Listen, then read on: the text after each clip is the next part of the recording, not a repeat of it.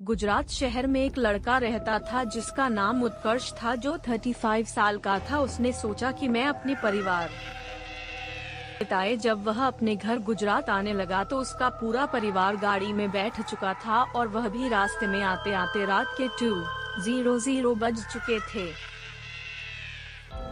और वह देहरादून के पहाड़ों को पार कर रहा था। तब सड़क एकदम सुनसान पड़ी थी और पूरी सड़क पर सन्नाटा छाया हुआ था। अचानक उत्कर्ष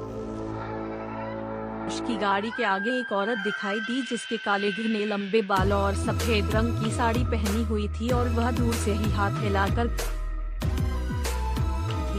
औरत को देखकर उसकी मां ने कहा, बेटा गाड़ी मत रोको, पता नहीं यह कैसी औरत होगी जो रात के समय सड़क पर घूम रही है। क्या पता यह कोई लुटेरन हो या फिर कोई बुरा साया। तब तक गाड़ी उस औरत के पास में पहुंच गई और जोर जोर से गाड़ी का दरवाजा पीटने लगी। उसको देखकर ऐसा लग रहा था कि मानो या बहुत मुसीबत में फंसी हो। उत्कर्ष की मां ने बोला, गाड़ी का दरवाजा मत खोलो, लेकिन उत्कर्ष ने बोला कि यह औरत किसी बड़े घर की और शरीफ दिख रही है और लगातार रोई जा रही है, एक बार इससे बात कर लेता हूँ। और उसने गाड़ी का दरवाजा खोलकर पूछा, क्या बात है और आपको कहाँ तक जाना है, आप क्यों रो रही हो। तब औरत ने बोला कि मेरी गाड़ी खाई एक ही मात्रा नीचे गिर गई है और उसमें पीछे वाली सीट पर मेरी छोटी बेटी फंस गई है, कृपया आप मेरी मदद करो। इतना सुनकर उत्कर्ष खाई की तरफ दौड़ा और उसके पीछे उसका पूरा परिवार भी दौड़ा। उत्कर्ष सड़क के नीचे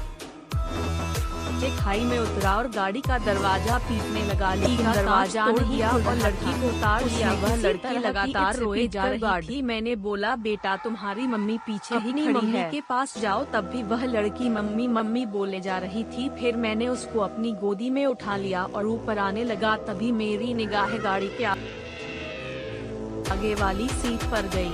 शीशे का एक ही मात्रा अंदर कुछ धुंधला सा दिख रहा था। मैंने वह भी कांच तोड़ा तो देखा आगे वाली सीट कर देखा कि वह औरत वही है। तब तो मेरे होश उड़ गए और तभी मेरा परिवार इकट्ठा होकर मेरे पास आ गया। यह भयानक दृश्य सबने देखा। जो औरत मर चुकी थी उसी ने हमसे मदद लेकर अपनी बच्ची को बचाया। रात में हमें उसके बाद वहाँ कोई नहीं दिखा। हमने आवाज भी लगाई तो भी वह औरत दोबारा नहीं आई और हम बच्ची को लेकर अपने घर आ गए। अभी तक वह लड़की हम लोगों के साथ हमारे घर में रहती है। उसकी मां ना तो हमें कहीं दिखाई दी और ना ही कभी परेशान किया। सीट पर एक औरत बैठी हुई थी जिसका माथा फूट गया था, खून बहुत सारा निकल रहा था और वह मर चुकी थी। तब मैंने पीछे मुड़